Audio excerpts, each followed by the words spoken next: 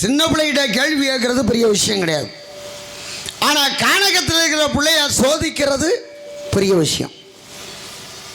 இதில் ஒரு பெரிய கதையே இருக்கு. என்னது? எனக்கிட்ட 2 இது கிடச்சிச்சு. எது?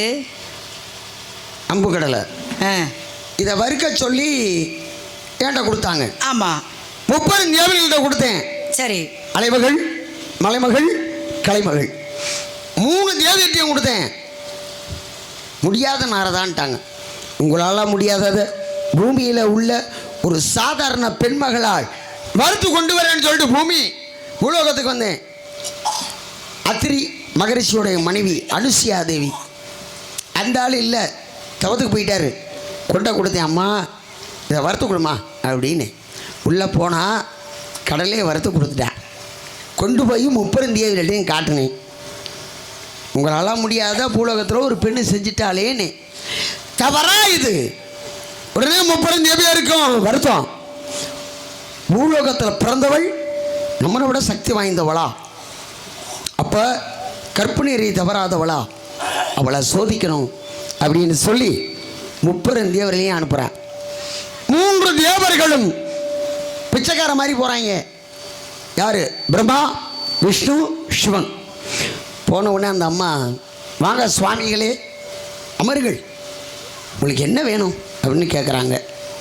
எங்களுக்கு அமுது படைக்கணும், பசியாக இருக்குது, சாப்பாடு போடுங்க அப்படின்னு 3 பேரும் உட்காந்துட்டாங்க. இந்த அம்மா உள்ளே போயிட்டு அமுது எடுத்துகிட்டு வர, இப்படி வந்து போட்டிங்கன்னா சாப்பிட மாட்டோம். இந்த அம்மாவுக்கு சந்தேகம், வேறு எப்படி போடணும்? இலை போட்டிருக்கு, சாதம் கொண்டு வந்திருக்கேன், பழங்கள் கொண்டு வந்திருக்கேன், சாப்பிட முடியாதானே? நிர்வாணமாவா அப்படி வந்து சாதம் போடுன்னு சொல்ல, இந்த அம்மா கொஞ்சம் சந்தேகப்பட்டு குடிலுக்குள்ள போயிட்டு தன் கணவன் அத்திரி மகரிஷின்னு நினைக்கிறார். கூந்தலா விழுத்து விடுறா. நான் உங்களை மட்டும்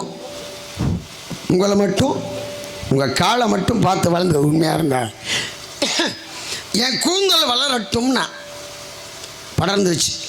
படர்ந்து எல்லாத்தையும் மறைச்சிருச்சு. நிர்வாணமாக வர்றா, ஆனால் கூந்தல் மறைச்சிருக்கு. வெளியில் வர சாதத்தை போட போக அப்போ தான் சிவபெருமான் வாயு பகவானை கூப்பிட்டு, வாயு அந்த கூந்தல் மறைச்சிருக்கா இல்லையா, அதை விளக்கடா அப்படின்னாரான். இவன் வாயு விளக்கிறதுக்கு முன்னாடியே புரிஞ்சுக்கிட்டா ஏதோ சூழ்ச்சியில் வந்திருக்காங்கன்னு சொல்லி தண்ணியை எடுத்து மந்திரத்தை சொல்லி கணவனை நினச்சி தெளிச்சிட்டு தட்டிவிட்டா. 3 பேரும் குழந்தையா மாறிட்டான். ஏன் சொல்கிறேன்னா, அந்த கதை பெண்களுடைய உடம்புல உள்ள அவயங்கள் வெளியில் தெரியக்கூடாது. அதை பார்த்து ஒருத்தன் ஆசைப்பட்டானா அந்த கற்பு போயிடுச்சுன்னு அர்த்தம்ன்றது சாஸ்திரம். இப்போ குழந்தையா மாற்றிட்டா. குழந்தையா மாற்றி கையில் தூக்குறா 3 பேரையும். இதை பக்கத்தில் வந்திய இதை பாலை குடிங்க அப்படின்னு சுட சுட அமது கொடுத்தா.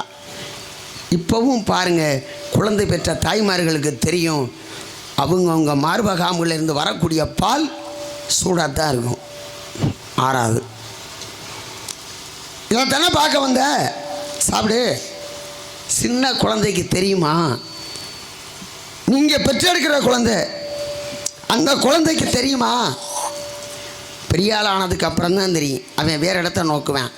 பிறந்த இடத்தை நோக்குமா பேதமற்ற நெஞ்சம், கறந்த இடத்தை நோக்குமா கண் அப்படின்னு ஒரு கவி பாடனா ஒருத்தன்.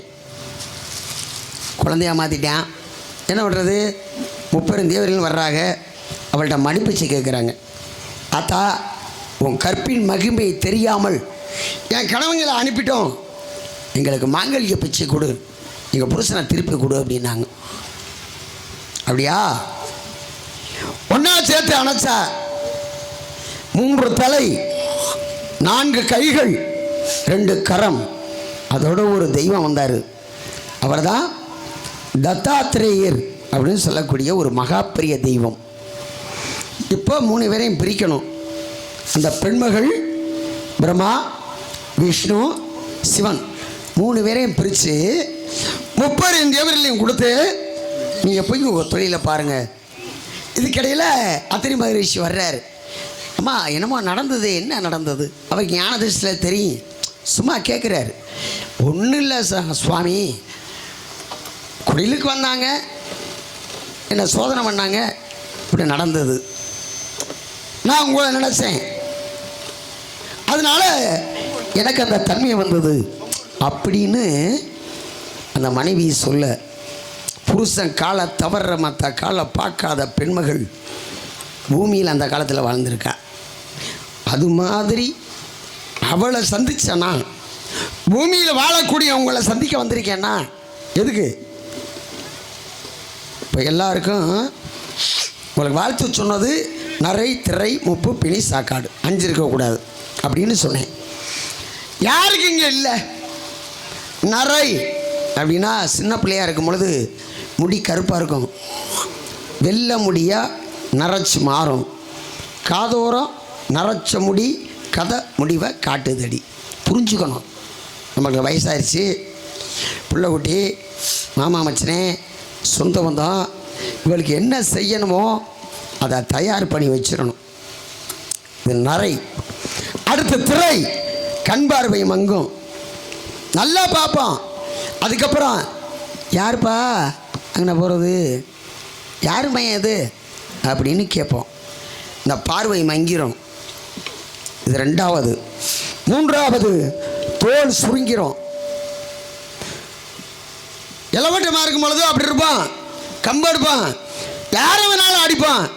50 வயசுக்கு மேலே அவன் நம்மளை அடிச்சு விடுவான். வித்த தெரிஞ்சிருந்தாலும் அந்த வீரியம் இருக்காது. இது திரை. அடுத்து பிணி நோய், வாதம், பித்தம், சிலேத்துமம் 3 நோய் தான். இப்போ நீங்கள் எல்லாம் போயிட்டு மருத்துவமனையில் கோடி ரூபா கொட்டி கொடுக்குறீங்க. 3 விதமான நோய் தான். அதை நம்ம தான் சரி பண்ணிக்கிறணும். அதுக்கு வழி இருக்குது, ஆனால் ரொம்ப பேருக்கு புரிஞ்சிக்க முடியலையும் தெரிஞ்சிக்க முடியலை. அதை விட்டுருங்க, அதை நம்ம பேச வேண்டாம். அடுத்து சாக்காடு, சாவு. எப்போ வந்து பிடிப்பான்னு தெரியாது. இறப்பு. அப்போ இன்னைக்கு வரமாட்டேன், நாளைக்கு, நாளை மறுநாள் ஒரு வாரங்கண்டு வருவேன்னு சொல்ல முடியுமா? கைத்தை போட்டான்னா கழுத்தில் சுருக்கு விழுந்துடும், போய் சேர்ந்துட வேண்டியதான். இது 5ம் மனிதனுக்கு உண்டு இல்லைங்களா? ஆனால் நீங்கள் மனித ஜென்மமாக இருந்தாலும் கூட இது 5ம் வென்று நீங்கள் வாழ வேண்டும் என்று நான் நாரதனை வாழ்த்திருக்கேன். சாவித்திரிக்கு வாழ்த்து சொன்னேன், தீர்க்க சுமங்கலி பபா அப்படின்னு.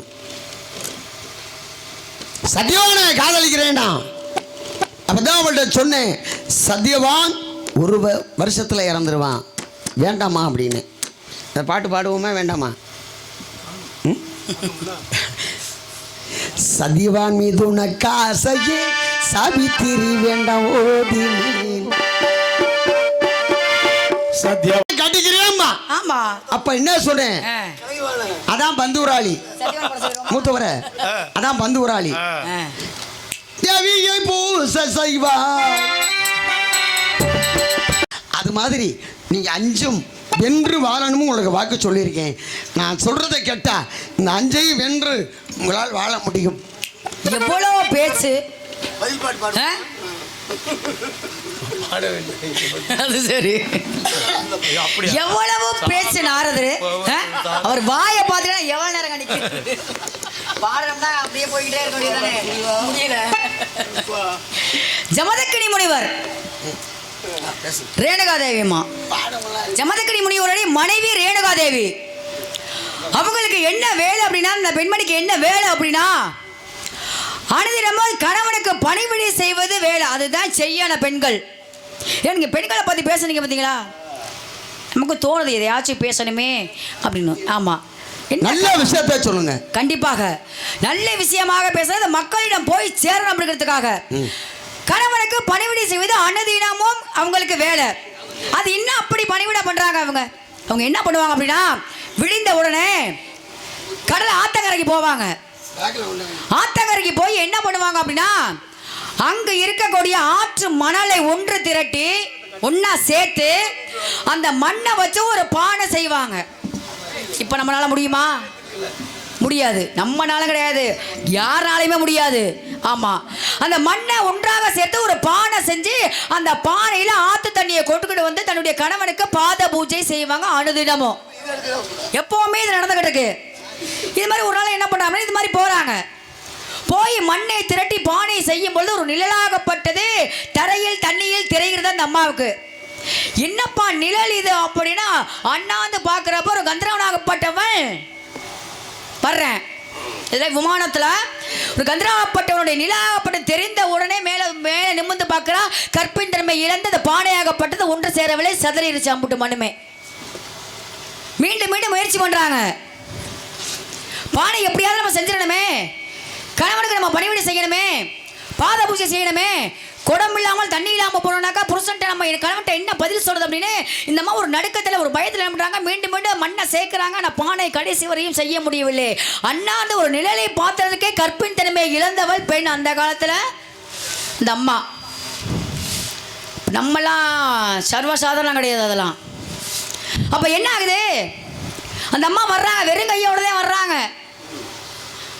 கேட்குறாரு முனிவர், தன்னுடைய கணவர் கேட்குறாரு, எங்கம்மா பாத பூஜை செய்வதற்கான தண்ணீர்னு கேட்பதற்கு முன்பாகவே அவர் என்ன பண்ணுறாரு, அங்கே என்ன நடந்தது அப்படின்னு புரிஞ்சுக்கிட்டாரு. அப்போ இந்த பெண்ணோட வாழலாமா?